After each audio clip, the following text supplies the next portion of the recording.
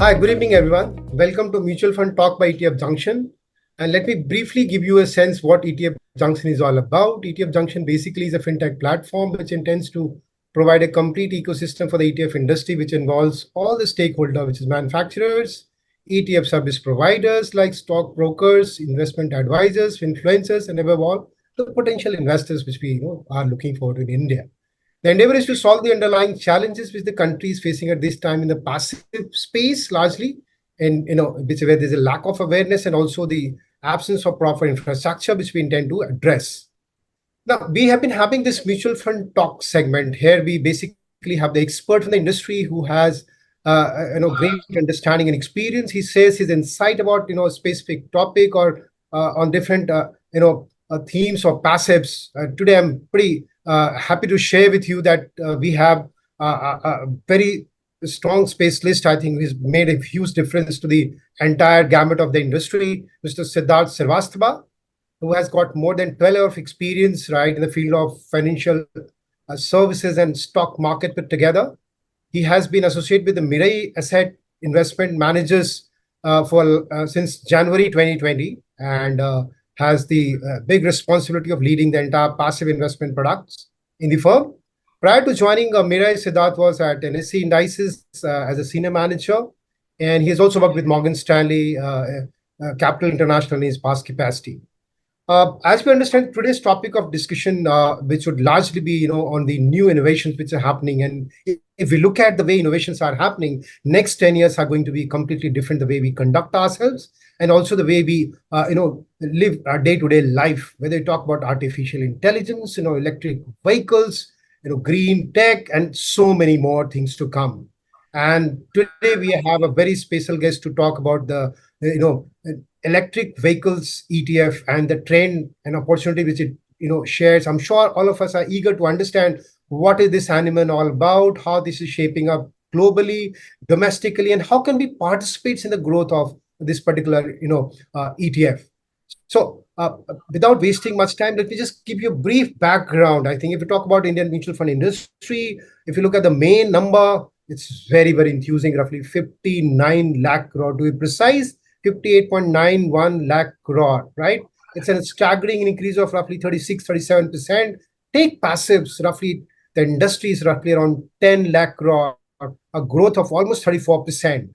Clearly, we are seeing the growth happening, and one area of growth has clearly been the thematic side. We have been seeing about banking, tech, pharma, infra. I think many more to add.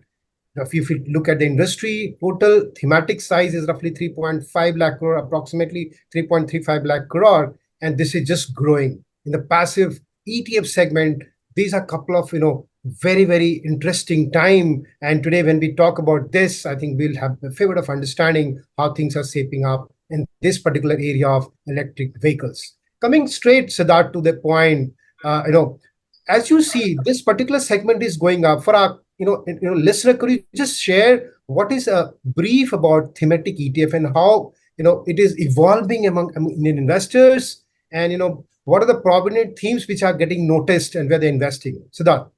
Yeah. So thank you, Saket, for very kind introduction. So मैं सीधे question पे आऊँगा. So see, thematic investing is basically नए macro trends को identify करना. And these trends have power to sustain for a long term.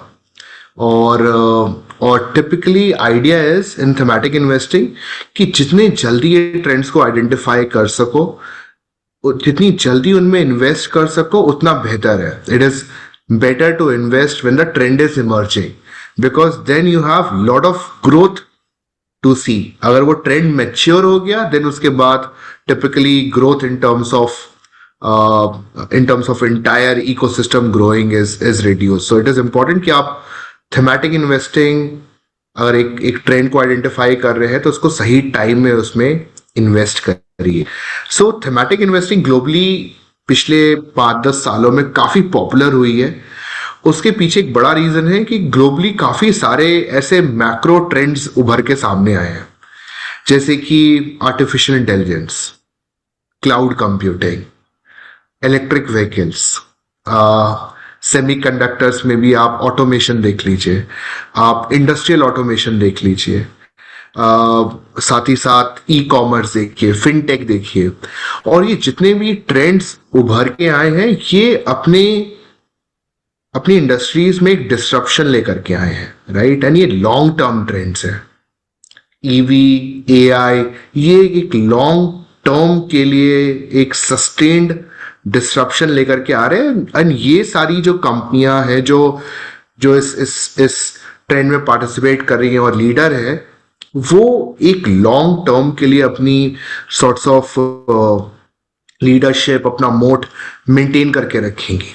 And इसीलिए पिछले 5-10 सालों में लोगों ने आइडेंटिफाई किया ऐसे ट्रेंड, एंड हमने देखा कि कई लोगों ने इन्वेस्ट भी किया है ऐसे थीमेटिक प्रोडक्ट्स में, ताकि वो इस ग्रोथ जर्नी में पार्टिसिपेट कर सके, राइट। इस समय अगर मैं बात करूं ग्लोबली सबसे ज्यादा talked about trend is AI only, right. And we have seen AI companies like Nvidia की बात करें, it is the largest company right now. Who would have imagined that 2 years back, जब हम सिर्फ एप्पल, गूगल, अमेजोन की बातें करते थे। आप ईवी की बात करें तो अभी टेस्ला में गिराव आया है, लेकिन then Tesla became such a huge company. अगर आप ऐसे ही स्ट्रीमिंग सर्विसेज की बात करें, Netflix is such a huge company. So ये जितने थीमेटिक कंपनीज हैं अलग अलग थीम में पार्टिसिपेट करती हैं, they have done good. India में बात करें तो इंडिया में हमें ऐसे डिसरप्टिव थीम्स उतनी देखने को नहीं मिलती है, राइट। बिकॉज इंडिया में स्टिल थोड़ी सी ट्रेडिशनल थीम्स, थीमेटिक इन्वेस्टिंग ज्यादा चल रही है, जैसे कि कंजम्पशन, द डिकेड्स से we are seeing their funds. But अगर मैं नए अभी के टाइम की बात करूं तो हमने देखा है कि मैन्युफैक्चरिंग में बहुत ज्यादा उत्सुकता है। गवर्नमेंट का पुश भी मैन्युफैक्चरिंग की तरफ काफी है, मैन्युफैक्चरिंग सेगमेंट ने अच्छा भी काफी किया। People want to participate in that theme. Energy में पार्टिसिपेट करना चाहते हैं because India as an economy is growing, it is more hungry than ever for fuel, for power etcetera. And then also हमने पाया कि we can also see that EV India में वैसे ही grow करेगी जैसे यूरोप में ग्रो कर रही है, जैसे ऑलरेडी चाइना में रोड बना चुकी है। तो we see also this as a new age theme which has very significant potential in India. धन्यवाद सिद्धार्थ, आपने बहुत अच्छे थीमेटिक फंड को एक्सप्लेन किया, जहां पहले शुरुआती ट्रेंड दिखते हैं और उस थीम को पकड़ के काफी अच्छा धन अर्जित किया जा सकता है। Lot of money can be made. Also, I think very interesting, आपने जो बताया कि Nvidia, which is $3 trillion, people are saying that next 4-5 years it would be $10 trillion. That is how, if you can, आप अगर पहले trend को पकड़ते हैं, the wealth generation is amazing. Thank you. दूसरा सवाल आपसे ये है कि अभी जैसे Mirae asset, Nifty EV and new age automobile ETF जो आया है, ये कैसे बाकी के आपके दूसरे थीमेटिक फंड से अलग है, या मार्केट में जो दूसरे थीमेटिक फंड है उससे कैसे अलग है, और इसके इन्वेस्टमेंट ऑब्जेक्टिव क्या है सिद्धार्थ? तो देखिए ग्लोबली हम लोगों ने देखा कि ईवी एज एन इकोसिस्टम काफी ग्रो करी है, राइट। अगर मैं देखूं 2014 से 2023 तक आप ईवी गाड़ियों की बात करें तो तकरीबन 46% की एनुअलाइज ग्रोथ हुई है। 2023 में ही ऑलमोस्ट 14 मिलियन ईवी गाड़ियां बिकी थी। मैं सिर्फ सॉर्ट ऑफ 4 व्हीलर्स की बात कर रहा हूँ। सो हमने एक कंसिस्टेंट ट्रेंड देखा है। एंड साथ ही साथ अगर हम दुनिया की बात करें, यूरोप में अभी ऑलरेडी 22% मार्केट शेयर ईवीज का है, फोर व्हीलर स्पेस में। चाइना में ऑलरेडी 34% के आसपास है। In fact Saket, you will be surprised कि इंडिया में सिर्फ 2% मार्केट शेयर है, बट अगर मैं हाइब्रिड ऐड करूं तो ऑलमोस्ट 11% मार्केट शेयर है इन 4 व्हीलर।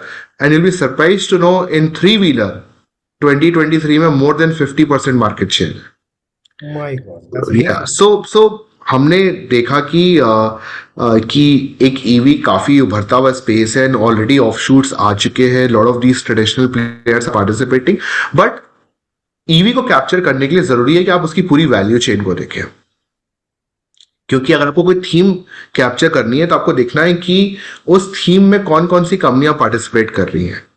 बिकॉज सिर्फ कार मैन्युफैक्चरर इंपॉर्टेंट नहीं है, सिर्फ Tesla is not important to global electric vehicle ecosystem की मैं बात करूं, या फिर सिर्फ फोर्ड या फिर जीएम या फिर ये सब इम्पोर्टेंट नहीं है. Important is also battery manufacturers. Important is also जो बैटरी मैन्युफैक्चरर्स के लिए अंडरलाइंग केमिकल्स बनाते हैं, उसके लिए फिर जो लिथियम माइनिंग करते हैं. इंपॉर्टेंट इज ऑल्सो, आज हम किसी भी गाड़ी में बैठते हैं तो हमें उसमें कितनी सारी टेक्नोलॉजी दिखाई देती है आजकल. लेन असिस्ट, ड्राइवर असिस्ट, ऑटोमेटिक गाड़ियां धीरे हो जाती है जब पास में आती है, एडैस सिस्टम बोलते हैं हम उसको. तो गाड़ियों में ऑटोमेशन हो रहा है, वो सब भी उतनी इंपॉर्टेंट है, राइट. सो अगर आपको थीम को कैप्चर करना है तो आपको इन सारी कंपनियों में को कैप्चर कर, बिकॉज अगर आप ऐसी इलेक्ट्रिफाइड गाड़ियों को देखें, so I will be surprise to know कि एक ईवी गाड़ी में ऑलमोस्ट 35 to 50% कॉस्ट सिर्फ बैटरी की होती है. एंड देन उसमें रीजनेबल कॉस्ट आपके कंपोनेंट प्रोवाइडर्स की होती है, उसमें कॉस्ट आपकी टेक्नोलॉजी प्रोवाइडर्स की होती है, उसमें देन आपकी कॉस्ट पावर ट्रेन्स की होती है. तो जब ईवी इकोसिस्टम इंडिया में आगे बढ़ेगा, जो गवर्नमेंट टारगेट कर रही है, तो पूरी वैल्यू चेन आगे बढ़ेगी. इसीलिए इस फंड में डिफरेंट क्या है, मैं इस पे आता हूं कि इस फंड में हम लोग अक्रॉस सेक्टर्स जो कंपनियां ईवी या न्यू एज ऑटोमोटिव सेगमेंट के लिए काम कर रही हैं उनको कैप्चर करेंगे. सो इस फंड में आपको ऑटो कंपनीज भी मिलेंगी, ऑटो एंसिलरीज भी मिलेंगी, केमिकल कंपनीज, बैटरी मैन्युफैक्चरर जो बनना चाहती हैं, जो साथ में आईटी कंपनीज जो कि ADAS car connectivity related system provide कर रहे हैं, कंपनीज जिन्होंने पीएलआई एंड फेम में पार्टिसिपेट किया है गवर्नमेंट इनिशिएटिव्स में, वो सारी कंपनीज का रिप्रेजेंटेशन है. सो इस तरीके से आइडिया है कि पूरे एक वैल्यू चेन को टारगेट करे, ना कि सिर्फ ऑटो मैन्युफैक्चरर्स को. धन्यवाद. सिद्धार्थ, जैसे आपने बताया कि अभी इंडिया इज रफली 4%, right, four wheelers, right. You said globally 22% का मार्केट शेयर है, राइट. करेक्ट. अगर हम ट्रेंड देखें पूरे विश्व में या ग्लोबल मार्केट में, हम कहाँ पे प्लेस्ड है, where are we right at this juncture, और ऐसे क्या संकेत आपको मिल रहे हैं जिससे आपको लगता है ये ट्रेंड बहुत बड़ा इमर्ज करेगा. दूसरा क्वेश्चन साथ में कि आपने जैसे बताया कि इकोसिस्टम को आप कवर करते हैं, right, battery is one, chemical is one, तो आपने जब ये इंडेक्स में कौन कौन से सेक्टर्स सम्मिलित करा है, आपने इंक्लूड किया है आपने, सिद्धार्थ? सो सी, नंबर्स एक्चुअली मल्टीपल सोर्सेस से अलग अलग आते हैं, लेकिन अगर मैं देखूं तो टिपिकली फोर व्हीलर का इस समय मार्केट शेयर सेल्स में अराउंड 2% है. मैंने जैसे बताया, अगर उसमें आप हाइब्रिड जोड़ लें तो अराउंड 10 से 11% के आसपास है. और मैं अगर सारी two wheeler, three wheeler, four wheeler सब जोड़ लूं एंड देन मार्केट शेयर देखूं तो तकरीबन 8% के आसपास है इस समय. तो इंडिया एक काफी इनिशियल फेज में है, जिसे हम टेस्टर बोल सकते हो, अर्ली अडॉप्टर्स बोल सकते हो. तो फिर यहां पे हमने देखा है कि टिपिकली ऐसे टाइम में इंफ्रास्ट्रक्चर खड़े होना शुरू हो जाते हैं, because you need a charging infrastructure, you need more robust supply chain, ताकि आपकी बैटरी मैन्युफैक्चरिंग होती रहे, आपके पास जो रॉ मटेरियल्स है वो अच्छे तादाद में आपके पास उपलब्ध हो, and then you become then your penetration increases like how it is happening with China. And जैसे हमने ऑलरेडी देख रहे हैं कि स्कैंडिनेवियन कंट्रीज में, फॉर एग्जाम्पल स्वीडन में इस समय इलेक्ट्रिक कार का शेयर सेल में अराउंड 60% है, नॉर्वे में 90% प्लस है. सो इंडिया में हम लोग अभी काफी इनिशियल फेज पे है, एंड देन धीरे धीरे हमें लग रहा है जैसा गवर्नमेंट फोकस कर रही है ईवी को सिस्टम डेवलप करने के लिए, we think it is focusing a lot. Manufacturing PLI में, मेक इन इंडिया में ईवी पे काफी फोकस है. एंड क्योंकि ईवी कार की कॉस्ट भी कम होती जा रही है, right, the payback period is also going down. So एक ऑटोमेटिक डिमांड भी जनरेट हो रही है from customers, and we see this space growing significantly in India. अगर 2030 की बात करें तो अलग अलग एक्चुअली लोगों ने लगाए हैं, टारगेट डाले हुए हैं. कुछ गवर्नमेंट खुद 30% की बात करती है, which is I think a reasonable target, but then अनुमान तो ऑलमोस्ट 40% का भी है.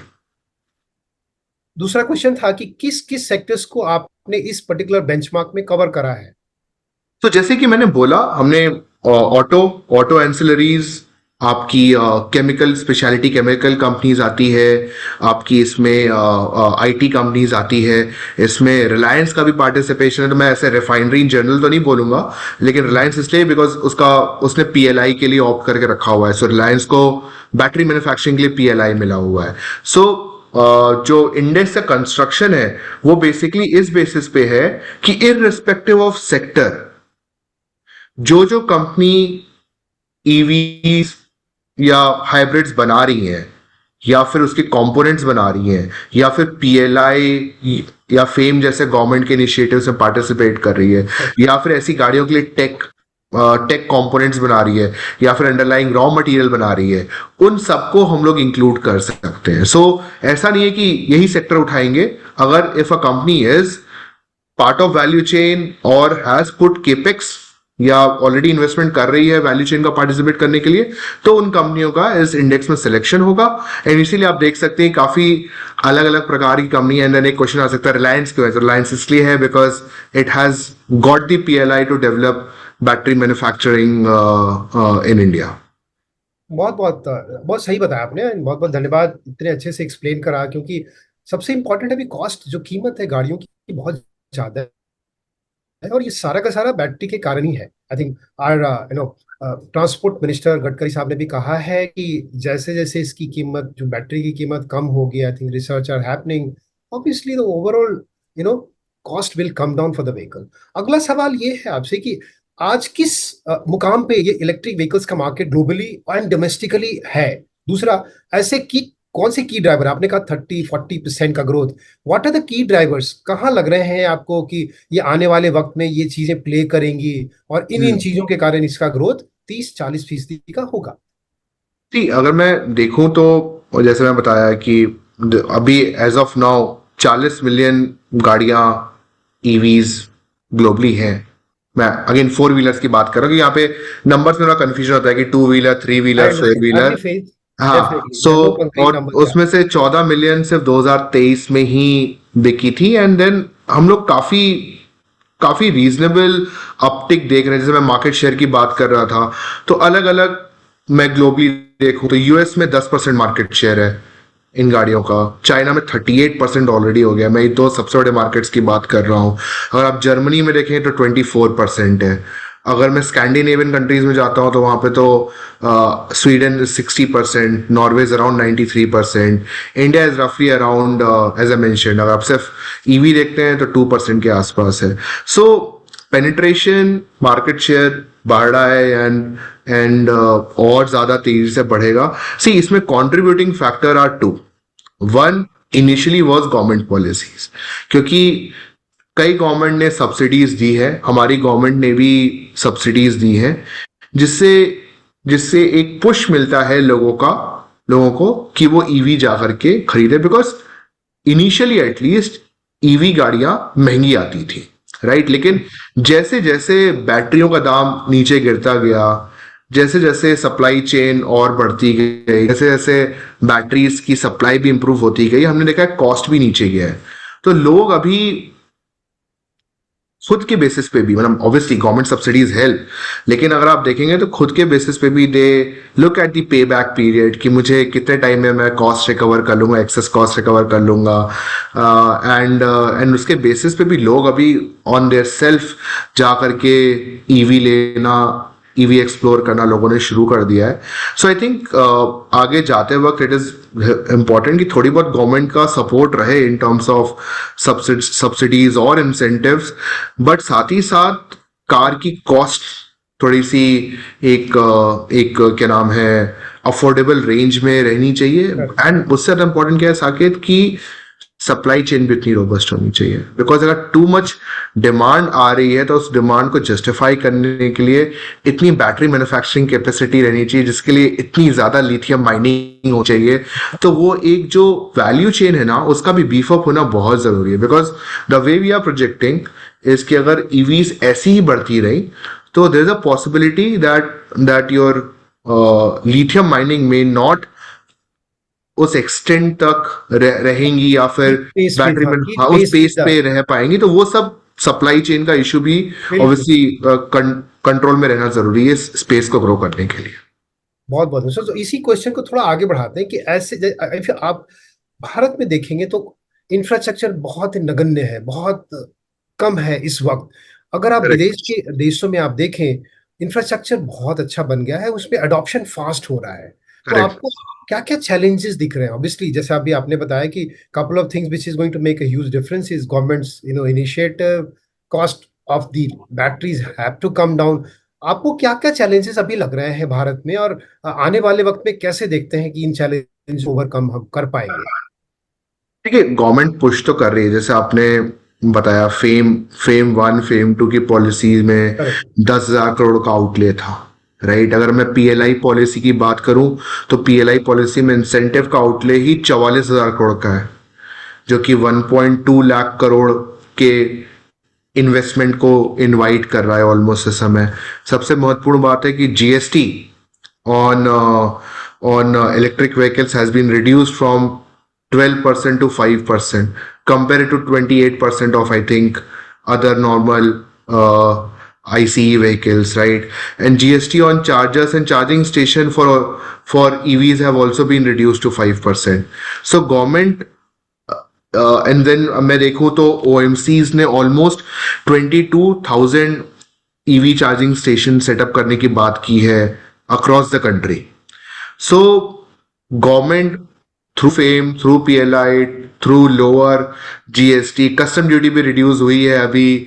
जो अगर आप बाहर से ईवी इंपोर्ट कर रहे हो तो उसके ऊपर कस्टम ड्यूटी भी रिड्यूस हुई है, ऑब्वियसली ऑन द बेसिस की only if you do a minimum investment of I think around $500 million in India and set up a EV manufacturing plant. So government अलग अलग तरीके से EVs को, इस इकोसिस्टम को बढ़ाने की कोशिश कर रही है।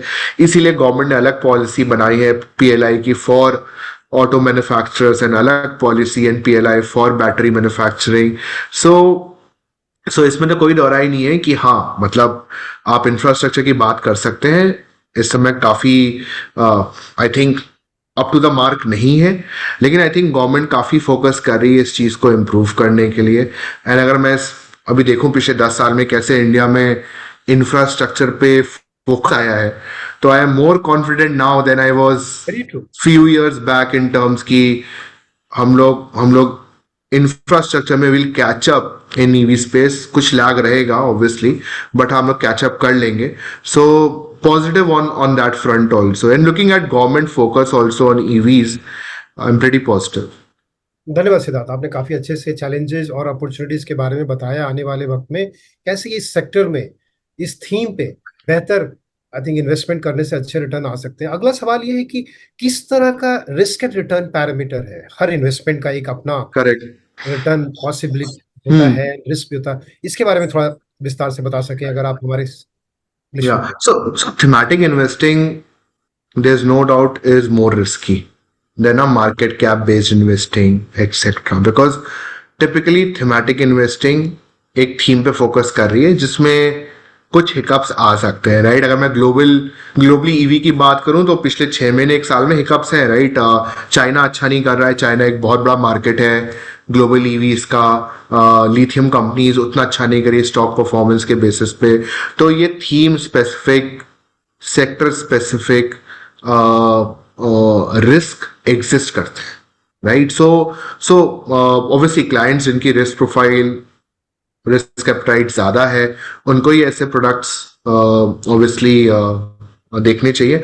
हमने रिस्क कम करने के लिए क्या किया है इसमें कि हमने, जैसे मैंने किया कि हमने पूरी वैल्यू चेन पे फोकस किया हुआ है। तो रादर देन ओनली अगर हम लोग auto and auto component focus करते तो रिस्क थोड़ा ज्यादा होता, बट क्योंकि इसमें अदर सेक्टर्स भी हैं तो you have a bit more diversification.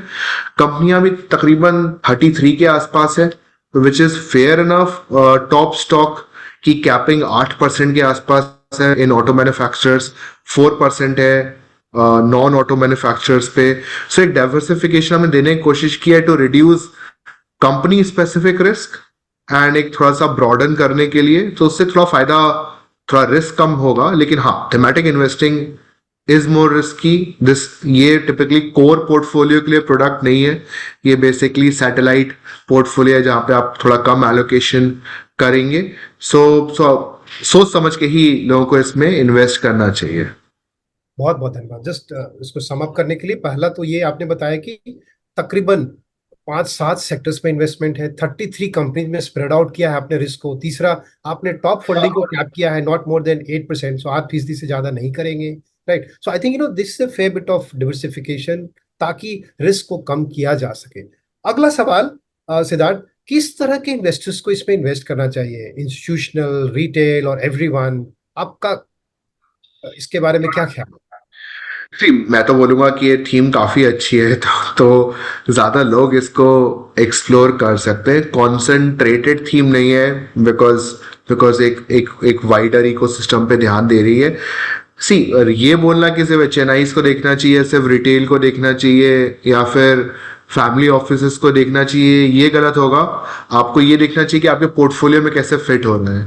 First of all, आपकी रिस्क प्रोफाइल ऐसी है कि नहीं है कि आप इक्विटी में भी थोड़े से हायर रिस्क प्रोडक्ट को अपने पोर्टफोलियो में ऐड कर सकते हैं। अगर कर सकते हैं तो फिर देखिए कि आप ऑलरेडी आपके पास ऑटोज का एक्सपोजर है कि नहीं है। अगर नहीं है तो आप इस उभरती हुई थीम के थ्रू इस पूरे ऑटोमोबाइल स्पेस का एक्सपोजर ले सकते हैं अपने सैटेलाइट पोर्टफोलियो में। And allocation obviously should be on the lower side, जैसा टिपिकली एक थीमेटिक या सेक्टोरल प्रोडक्ट के लिए होना चाहिए, राइट। एक मार्केट कैप बेस्ड प्रोडक्ट का अलग प्लेसमेंट होता है आपके पोर्टफोलियो में, और एक थीम और एक सेक्टर का अलग अलग प्लेसमेंट होता है।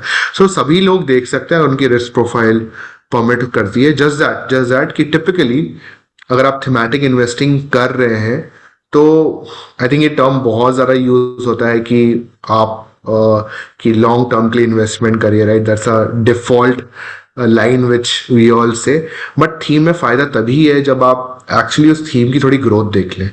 जैसे मैं बोलूँगा कि अगर इंडिया अगर 2-4% का ही ईवी का एक्सपोजर है, बैटरी मैन्युफैक्चरिंग सेटअप होना शुरू हुई है, तो अगर आप अभी एंट्री कर रहे हैं तो you should at least be there in the theme जब टिल थीम मेच्योर होना शुरू हो जाए, राइट, या फिर मेजॉरिटी ऑफ ग्रोथ हो जाए। बिकॉज हर थीम टिपिकली एक एस कर्व में ग्रो करती है। हम काफी लोगों ने एस कर्व ऑफ इनोवेशन पढ़ा होगा, तो पहले धीरे फिर एकदम से ग्रोथ आती है, देन इट स्टार्ट्स मैच्योरिंग।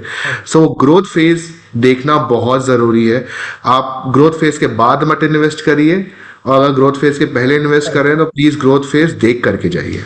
जैसा टेक्नोलॉजी फंड्स में हुआ, 97, 98 अर्ली फेज थे, 2000 से 2010, right. So clearly I think that is बहुत ही अहम बात आपने शेयर किया सिद्धार्थ। आई थिंक किसी भी बड़े थीम को प्ले करने के लिए, एंड स्पेशली ये जो थीम है इलेक्ट्रिक व्हीकल्स का, गवर्नमेंट इंटरवेंशन, रेगुलेटरी इंटरवेंशन बड़ा क्रिटिकल होता है, बहुत इंपॉर्टेंट है। आपको क्या लगता है सरकार किस लेवल पे इसको प्रमोट करने जा रही है, और ऐसे क्या रिस्क एसोसिएटेड है? जैसे कई थीम्स नहीं चल पाती हैं, उसके कुछ कारण है, तो इस थीम में व्हाट आर दी शॉर्टकमिंग्स? आपको लगता है कि इन्वेस्टर जब इन्वेस्ट करता है उसको हर चीज की जानकारी होनी चाहिए, तो आप ये शेयर कर सकते हैं कि what can go wrong with this theme? Obviously, see, from a government point of view हमने ऑलरेडी डिस्कस किया कि गवर्नमेंट ने काफी एम्बिशियस टारगेट्स रखे हैं, साथ में साथ पॉलिसी मेजर्स भी लाई है गवर्नमेंट उन टारगेट्स को मीट करने के लिए, राइट। सिर्फ टारगेट्स ही नहीं रखे हैं। So they have a target of 30% electric vehicle cars का सेल्स में शेयर होना चाहिए बाय 2030, राइट, प्राइवेट व्हीकल्स का। They have even more ambitious target for commercial cars, for 3-wheelers, right, by 2030। So this is, and साथ इसको meet करने के लिए they have come out with PLI numbers की हमने ऑलरेडी बात की। They have come out with FAME 1, FAME 2, बातें हो रही, शायद FAME 3 भी आए। देन उन्होंने GST रिड्यूस करके रखी हुई है, कस्टम ड्यूटी रिड्यूस करके रखी हुई है, एंड प्रमोट किया जा रहा है OMCs को EV चार्जिंग स्टेशन सेटअप करने के लिए। सो गवर्नमेंट फोकस कर रही है, ध्यान दे रही है इसके ऊपर करने के लिए। साथ साथ कस्टमर भी, मैं जैसा बताया कि क्योंकि पे बैक पीरियड रिड्यूस हो रहा है। आज हम गाड़ी देख रहे हैं, ईवी की गाड़ी आजकल पहले के मुकाबले 3 साल पहले के मुकाबले मच मोर अफोर्डेबल हो गई है, राइट। उन गाड़ियों का नाम नहीं ले सकता हूँ मैं क्योंकि कंपनी है, हाँ जी। लेकिन या अब लेकिन लोग समझ सकते From हैं। 22 lakhs to 10 lakhs, obviously there has been a big addition in terms of cutting costs, no doubt.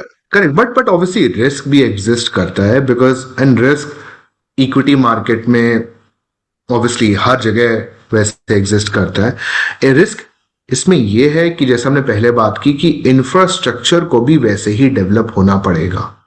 आपको ईवी चार्जिंग स्टेशंस वैसे ही सेटअप करने पड़ेंगे ताकि ताकि जो इश्यूज हम लोग को सीएनजीज में देखने को अभी भी मिलते हैं, एक लंबी लाइन देखने को मिलती है एक्सेट्रा, Exactly. वो सब ना, क्योंकि अभी नंबर ऑफ कार्स कम है तो मे बी लोग आराम से इंफ्रास्ट्रक्चर पे एक्सेस कर पा रहे हैं चार्जिंग के, but that is very important की हो। एंड देन दूसरा कि एक सप्लाई चेन प्रॉपरली होनी चाहिए इन टर्म्स की आपका, जैसे चाइना ने क्या किया है, China has access to lithium mining also, they have access to battery manufacturing also, chemical companies also, auto ancillaries tech भी उनकी खुद की ही है, एंड कार कंपनी भी उनकी खुद की है। तो उन्होंने पूरा सप्लाई चेन एक बना करके रखा हुआ है। आई थिंक गलत नहीं होगा ये बोलने में कि हमको वहां से इंस्पिरेशन लेनी चाहिए in terms of ensuring that we have a good supply chain of components coming through to create those electric vehicles. पिछले 2-3 साल में हमने देखा कि सेमीकंडक्टर शॉर्टेज से ऑटोमोबाइल स्पेस में कितनी दिक्कतें आई थी, तो वैसी दिक्कतें ईवी में आना और ईवी सेगमेंट में आना ज्यादा प्रोबेबल है अगर हमने इसको प्रॉपरली एड्रेस नहीं किया। सो ये सब रिस्क भी है इस इकोसिस्टम के आज साथ साथ। I think but I will say that from a adoption point of view, अगर ईवी की कॉस्ट वैसे ही गिरती रही जैसे गिर रही है, राइट, एंड पे बैक पीरियड 2-3 साल के नीचे आ जाएगा, जो कि एक्सपेक्टेड है कि 3 साल के नीचे आ जाएगा, तो आई थिंक एडॉप्शन में उतना ज्यादा इशू नहीं आना चाहिए अगर इंफ्रास्ट्रक्चर सप्लाई चेन वो सब सही बैठा लिया हम लोगों ने इंडिया में। तो बहुत बहुत धन्यवाद सिद्धार्थ, आपने बहुत अच्छे तरीके से क्या कमियां हैं और आने वाले वक्त में क्या रिस्क हो सकता है बहुत अच्छे से एक्सप्लेन किया। I think this entire session about electric vehicles was very dairying and so much knowledgeable. Thank you so much, बहुत बहुत धन्यवाद आपका और आपके कीमती वक्त का आपने जो दिया, ये हमारे सारे लिसनर्स के लिए एंड व्यूअर्स के लिए बहुत ही अहम और लाभदायक होगा। धन्यवाद। Thank you so much Saket for having me here. Mutual fund investments are subject to market risks. Read all scheme related documents carefully.